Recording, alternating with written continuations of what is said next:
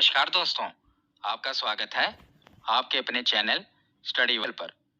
तो आज का हमारा टॉपिक है भारत के पर्वत। काफ़ी इम्पोर्टेंट टॉपिक है, चाहे आप किसी भी एग्ज़ाम की तैयारी कर रहे हों, इस टॉपिक से आपको एक ना एक प्रश्न देखने को ज़रूर मिलेंगे। तो चलिए बिना देरी किए हुए वीडियो को शुरू करते हैं। तो चलिए वीडियो की शुरुआत करते हैं। इससे पिछली वीडियो में मैंने आपको पूरे उत्तर भारत में जो हिमालय का विस्तार है उसे बताया था। मैंने मैप की सहायता से पूरा हिमालय का विभाजन कवर किया था। अगर आपने उस वीडियो को नहीं देखा तो उसे भी जरूर देख लेना, काफ़ी इम्पोर्टेंट है। तो आज की इस वीडियो को शुरू करने से पहले मैं आपको पर्वत, पठार और पहाड़ में अंतर बताना चाहता हूँ ताकि आपको वीडियो समझ में आए। तो पर्वत क्या होते हैं, मैं आपको एनसीईआरटी की डेफिनेशन से समझाता हूँ कि पर्वत पृथ्वी की सतह की प्राकृतिक ऊंचाई है। पर्वत का आधार काफी चौड़ा होता है और इसका शिखर काफी छोटा होता है। आप देख रहे हैं जैसा कि इमेज में जो पर्वत का आधार होता है ये चौड़ा होता है पर इसका शिखर काफी छोटा होता है। और हम ये भी कह सकते हैं कि इसके ऊपर चोटी जैसी संरचना होती है और पर्वत काफी ऊंचे होते हैं। उसी के मुकाबले अगर हम देखें पठार, तो मैं आपको सीधी सरल भाषा में बताता हूँ कि अगर हम पर्वत की चोटी को काट दें, इसको समतल कर दें, तो उसी को पठार कहते हैं। ये पर्वत के मुकाबले छोटे होते हैं क्योंकि पर्वत ये चोटी से हमने काट दी और ऊपर ये समतल होते हैं। तो ये जैसे मेज होती है ना, ऊपर से समतल होती है, उसी प्रकार पठार होते हैं, ये ऊपर से समतल होते हैं। और पर्वत क्या है, ऊपर चोटी होती है। उसके बाद हम देखते हैं पहाड़। तो पहाड़ क्या है, पहाड़ पर्वत का ही लघु रूप है। हम ऐसा भी कह सकते हैं कि ये पर्वत बड़ा भाई है और पहाड़ छोटा भाई है। तो पर्वत बड़े होते हैं और पहाड़ की ऊंचाई काफी छोटी होती है। ये पर्वत का ही एक लघु रूप है। तो चलिए अब हम आगे समझते हैं। तो चलिए अब हम देखते हैं पर्वत श्रृंखलाओं के बारे में। तो मैंने इस वीडियो में सिर्फ एग्जाम ओरिएंटेड फैक्ट ही कवर किए हैं, मतलब कि जो आपके एग्जाम के लिए इम्पोर्टेंट है। इसीलिए आप वीडियो को पूरा एंड तक देखना। तो सबसे पहले हम देखते हैं अरावली पर्वत श्रृंखला। जैसा कि आप मैप में देख रहे हैं, यह गुजरात से लेकर राजस्थान और हरियाणा तक फैला हुआ है, पर इसका 80% भाग, जैसा कि आप मैप में देख रहे हैं, राजस्थान में ही है। इसीलिए कई बार एग्जाम में ये आ जाता है कि अरावली पर्वत श्रृंखला कहाँ है, तो ऑप्शन में राजस्थान दिया होता है, क्योंकि आप देख ही रहे हैं कि जो इसका 80% भाग ये राजस्थान में ही है। और यह भारत की सबसे पुरानी पर्वत श्रृंखला है। ये काफी इंपॉर्टेंट है, कई बार एग्जाम में पूछा गया है कि भारत की सबसे पुरानी पर्वत श्रृंखला कौन सी है, तो याद रखिएगा अरावली पर्वत श्रृंखला। और इसकी सर्वोच्च चोटी ये भी बहुत महत्वपूर्ण है, कौन सी है, गुरु शिखर। तो दो ही चीजें आप याद रखना कि सबसे पुरानी पर्वत श्रृंखला कौन सी है, तो अरावली पर्वत श्रृंखला। और इसकी चोटी कौन सी है, मतलब कि सबसे बड़ी चोटी कौन सी है इसकी, तो वो है गुरु शिखर, जिसकी ऊंचाई है कितनी, 1722 मीटर। तो राजस्थान के बाद अब हम देखते हैं मध्य प्रदेश। तो आप मैप में देख रहे हैं, यह है मध्य प्रदेश। तो मध्य प्रदेश में हम 3 पर्वत श्रृंखलाओं के बारे में पढ़ेंगे। सबसे ऊपर है विंध्याचल पर्वत श्रृंखला और नीचे की ओर है सतपुड़ा पर्वत श्रृंखला। आप ब्राउन कलर में देख रहे हैं, यह है सतपुड़ा पर्वत श्रृंखला। और आगे की ओर जो आप ब्लू कलर में देख रहे हैं, इसे कहते हैं मैकाल पर्वत श्रृंखला। तो यही जो सतपुड़ा पर्वत श्रृंखला है, जब आगे की ओर छत्तीसगढ़ में एंटर करती है तो उसी को मैकाल पर्वत श्रृंखला कहते हैं। याद रखिएगा, ये जो सतपुड़ा पर्वत श्रृंखला है ये मध्य प्रदेश में, आगे की ओर जब ये छत्तीसगढ़ में एंटर करती है तो कुछ हिस्सा इसका मध्य प्रदेश में, बाकी का हिस्सा छत्तीसगढ़ में, उसी को मैकाल पर्वत श्रृंखला कहते हैं। तो इससे प्रश्न क्या बनता है, इसकी सर्वोच्च चोटी पूछी जाती है एग्जाम में।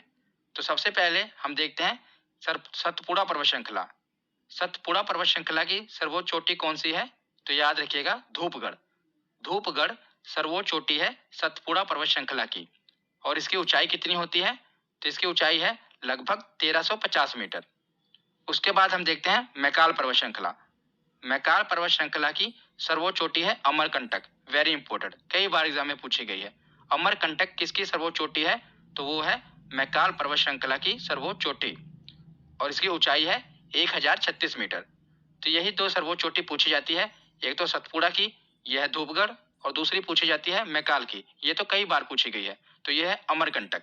और याद रखिएगा, जो आप ये देख रहे हैं अमरकंटक, जो कि मैकाल पर्वत श्रृंखला की सर्वोच्च चोटी है, यहीं से निकलती है नर्मदा नदी। और सतपुड़ा पर्वत श्रृंखला से निकलती है ताप्ती नदी। तो एग्जाम में क्या प्रश्न बनता है कि नर्मदा और ताप्ती नदी के बीच कौन सी पर्वत श्रृंखला है? तो याद रखिएगा, आप देख ही रहे हैं इमेज में, ये कौन सी पर्वत श्रृंखला है? तो ये है सतपुड़ा पर्वत श्रृंखला। नर्मदा और ताप्ती नदी के बीच कौन सी पर्वत श्रृंखला है? तो वो है सतपुड़ा पर्वत श्रृंखला। तो मध्य प्रदेश के बाद अब हम देखते हैं गुजरात और महाराष्ट्र। तो गुजरात से एक ही प्रश्न बनता है कि गिर पहाड़ियां कहां पर स्थित हैं? तो याद रखिएगा, गिर पहाड़ियां गुजरात में स्थित हैं। ये प्रश्न क्यों बनता है? क्योंकि यहाँ पर एशियाई शेर पाए जाते हैं। एशियाई शेरों के लिए विख्यात गिर वन राष्ट्रीय उद्यान इसी क्षेत्र में स्थित है। जो गिर वन राष्ट्रीय उद्यान है वहां पर एशियाई शेर पाए जाते हैं और वो यही गिर पहाड़ियों में ही स्थित है, इसीलिए ये प्रश्न इंपॉर्टेंट है। उसके बाद हम देखते हैं अजंता पर्वत श्रेणी। तो जैसा कि आप मैप में देख रहे हैं, अजंता पर्वत श्रेणी ये कहाँ पर है? तो ये महाराष्ट्र में फैली हुई है और यहीं पर अजंता और एलोरा की जो गुफाएं हैं वो पाई जाती हैं, जो कि यूनेस्को में शामिल है, इसीलिए ये प्रश्न भी इंपॉर्टेंट है। तो मध्य भारत और पश्चिमी भारत ये हमने पढ़ लिया। अब हम आते हैं दक्षिण भारत की तरफ। तो दक्षिण भारत में दो घाट हैं, एक है पश्चिमी घाट जो कि भारत के पश्चिम में है और एक है पूर्वी घाट जो कि भारत के पूर्व में है। जिस प्रकार उत्तर भारत में हिमालय पर्वत श्रृंखला है, उसी प्रकार पश्चिम में जो पश्चिमी घाट है वो भी पर्वत श्रृंखला है जिसे पश्चिमी घाट कहते हैं, और जो पूर्वी घाट में पर्वत श्रृंखला है उसे पूर्वी घाट कहते हैं। और याद रखिएगा, पश्चिमी घाट को सह्याद्री पर्वत भी कहते हैं, ये एग्जाम में पूछा गया है। और पूर्वी घाट को महेंद्रगिरी पर्वत भी कहते हैं, ये इनके अन्य नाम है। पश्चिमी घाट को सह्याद्री पर्वत कहते हैं और पूर्वी घाट को महेंद्रगिरी पर्वत भी कहते हैं। और पूर्वी घाट और पश्चिमी घाट दोनों आकर जहाँ पर मिलते हैं उसे नीलगिरी पर्वत श्रेणी कहते हैं। ये जो पश्चिमी घाट है और ये है पूर्वी घाट, ये जहाँ पर आकर मिलते हैं दोनों एक जगह पर, उसे कहते हैं नीलगिरी पर्वत श्रेणी। ये एग्जाम में पूछा गया है, इसीलिए ध्यान से सुनिएगा। जहाँ पर पश्चिमी घाट और पूर्वी घाट आकर मिलते हैं उसे कहते हैं नीलगिरी पर्वत श्रेणी। और नीलगिरी पर्वत श्रेणी की सबसे ऊंची चोटी कौन सी है? तो वो है डोडा बेटा। कौन सी? डोडा बेटा, जिसकी ऊंचाई है 2637 मीटर। तो आपसे प्रश्न क्या बनेगा कि पूर्वी घाट और पश्चिमी घाट आकर मिलते हैं उसे क्या कहते हैं? उसे कहते हैं नीलगिरी पर्वत श्रेणी। और नीलगिरी पर्वत श्रेणी की सर्वोच्च चोटी कौन सी है? वो है डोडा बेटा। और डोडा बेटा दक्षिण भारत की दूसरी सबसे ऊंची चोटी है। याद रखिएगा, दक्षिण भारत की दूसरी सबसे ऊंची चोटी कौन सी है? तो वो है डोडा बेटा। तो पहली कौन सी है वो अब हम आगे देखते हैं। तो हमने नीलगिरी पर्वत श्रेणी देख ली। तो नीलगिरी पर्वत श्रेणी के नीचे है अन्नामलाई की पहाड़ियां, और अन्नामलाई पर्वत श्रेणी की सर्वोच्च चोटी है अन्नाईमुडी, जिसे अन्नामुदी भी कहते हैं, जो कि दक्षिण भारत की सर्वोच्च चोटी है। अब हमने देख लिया कि दक्षिण भारत की सर्वोच्च चोटी कौन सी है, वो है अन्नाईमुडी। अगर हम बात करें दूसरी सबसे ऊंची चोटी दक्षिण भारत की, वो है डोडा बेटा। तो अन्नामलाई पहाड़ियों के नीचे है इलायची की पहाड़ियां, जो कि लगभग पूरा जिसका एरिया केरल में ही है। थोड़ा सा इसका एरिया तमिलनाडु में जाता है, पर लगभग लगभग ये जो पहाड़ी है ये केरल में ही है। तो इलायची की पहाड़ियां मुख्यतः केरल में है, जो कि इलायची के लिए काफी मशहूर है, इसीलिए इसे इलायची की पहाड़ियां कहते हैं। अब हम एक बार फिर से रिवीजन कर लेते हैं क्योंकि काफी इंपॉर्टेंट है। तो दो घाट हैं, एक है पश्चिमी घाट, दूसरा है पूर्वी घाट। ये जहां पर आकर मिलते हैं उसे कहते हैं नीलगिरी पर्वत श्रेणी। और नीलगिरी पर्वत श्रेणी की सबसे ऊंची चोटी है डोडा बेटा, जो कि दक्षिण भारत की दूसरी सबसे बड़ी चोटी है।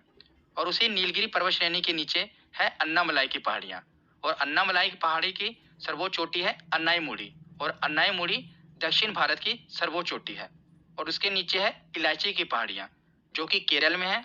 ये इलायची के लिए काफी मशहूर है, इसीलिए इसे इलायची की पहाड़ियां कहते हैं। तो उसके बाद हमने दक्षिण भारत देख लिया। अब हम देखते हैं दक्षिण भारत के नीचे जो हमारे द्वीप हैं। तो एक तो है अंडमान निकोबार और दूसरा है लक्षद्वीप। ये दोनों द्वीप समूह हैं, इनकी सर्वोच्च चोटियां देख लेते हैं। तो अंडमान निकोबार द्वीप की सर्वोच्च चोटी है सैडल पीक। याद रखिएगा कौन सी? सैडल पीक, जिसकी ऊंचाई है लगभग 737 मीटर।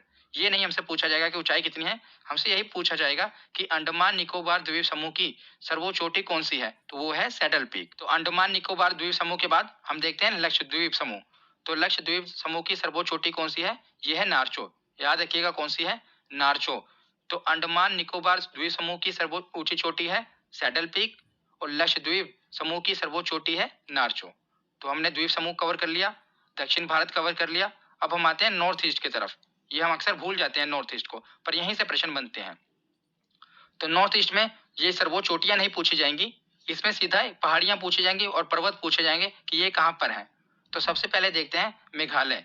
मेघालय में 3 पहाड़ियां हैं और तीनों काफी इंपॉर्टेंट हैं, जिन्हें आप तीनों इकट्ठा याद रखिए। गारो, खासी, जयंतिया।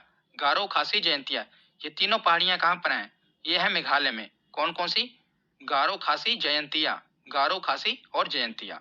और मेघालय के बाद 2 पहाड़ियां, ये तो आप आसानी से याद रख लोगे, एक नागालैंड की और एक मिजोरम में। नागालैंड की जो पहाड़ियां हैं उसे नागा पहाड़ियां कहते हैं। ये तो सीधा नाम से क्लियर है। नागालैंड में है नागा पहाड़ियां, मिजोरम में है मिजो पहाड़ियां। ये तो दोनों नाम से क्लियर है। ज्यादा पूछा जाता है मेघालय के बारे में। तो मेघालय में है गारो, खासी और जयंतिया। और उसके साथ हम देखते हैं अरुणाचल प्रदेश। अरुणाचल प्रदेश में 2 हैं पहाड़ियां, एक है डाफला और दूसरी है मिशमी। डाफला, मिशमी, ये दोनों हैं अरुणाचल प्रदेश में। मेघालय में गारो, खासी, जयंतिया और अरुणाचल प्रदेश में डाफला और मिशमी। तो यहाँ पर हमारी थ्योरी कंप्लीट होती है। अब हम देखते हैं प्रीवियस ईयर क्वेश्चन कि हम क्वेश्चन कितने कर पाते हैं। तो अब हम प्रीवियस ईयर क्वेश्चन देखते हैं कि हम कितने क्वेश्चन ठीक कर पाते हैं। तो सबसे पहला प्रश्न है कि किस हिमालय चोटी को सागर माथा कहते हैं। तो जो इससे पिछली वीडियो थी उसमें मैंने आपको पूरा हिमालय पढ़ाया था ना, उसका ये प्रश्न है कि किस हिमालय चोटी को सागर माथा कहते हैं।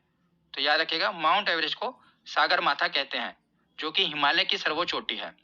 तो जो हिमालय की सर्वोच्च चोटी है उसे भारत में माउंट एवरेस्ट कहते हैं, नेपाल में उसी को सागर माथा कहा जाता है और चीन में चोमोलुंगमा कहा जाता है। तो अगला प्रश्न देखते हैं कि निम्नलिखित में से सबसे प्राचीन पर्वत श्रेणी कौन सी है। तो देख ही रहे हैं आप कितनी बार ये एग्जाम में आ चुका है और बहुत ही इंपॉर्टेंट है। मैंने शुरू में ही आपको बताया था कि सबसे प्राचीन पर्वत श्रेणी कौन सी है। तो वो है अरावली पर्वत श्रेणी, जो कि कहाँ पर है? तो राजस्थान में है इसका 80% भाग। अगला प्रश्न है कि अरावली पर्वत का सर्वोच्च शिखर क्या कहलाता है। तो क्या कहलाता है अरावली पर्वत श्रृंखला का सर्वोच्च शिखर? वो कहलाता है गुरु शिखर, याद रखिएगा। तो 3 प्रश्न हमने देख लिए।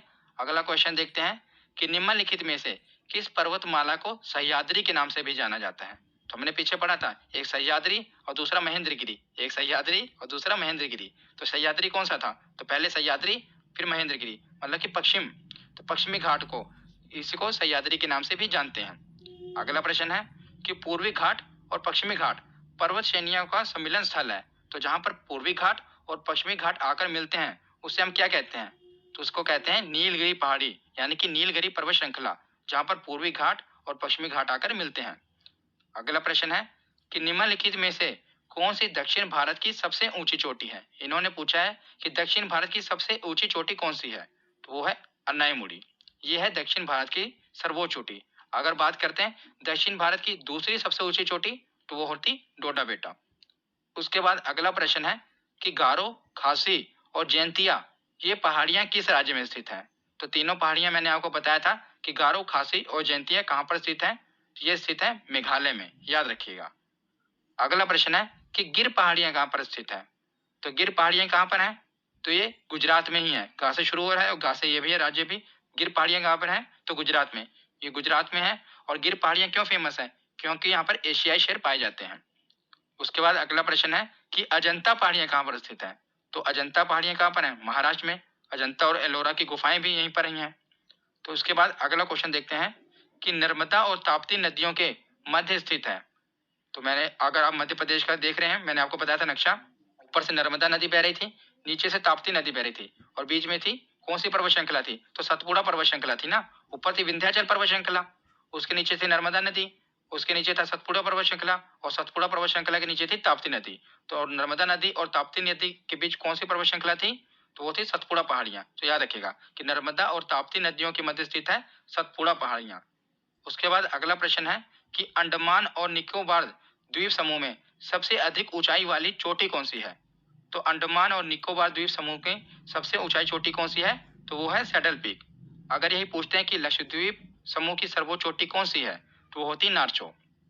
तो आज का आखिरी क्वेश्चन है कि गुरु शिखर चोटी किस राज्य में स्थित है। तो गुरु शिखर ये सर्वोच्च चोटी है किसकी? पहले आप ये बताइए कि गुरु शिखर चोटी जो है ये कौन सी पर्वत श्रृंखला की सर्वोच्च चोटी है। तो ये है अरावली पर्वत श्रृंखला की सर्वोच्च चोटी। और मैंने आपको बताया था कि जो अरावली पर्वत श्रृंखला है इसका 80% भाग कहाँ पर है? तो राजस्थान में। ये एसएससी में क्वेश्चन पूछा गया था कि गुरु शिखर चोटी किस राज्य में स्थित है। तो ये है राजस्थान में। तो आज की ये वीडियो यहीं पर खत्म होती है। आशा करता हूँ आपको समझ में आई होगी। कैसी लगी ये वीडियो कमेंट सेक्शन में जरूर बताना। धन्यवाद।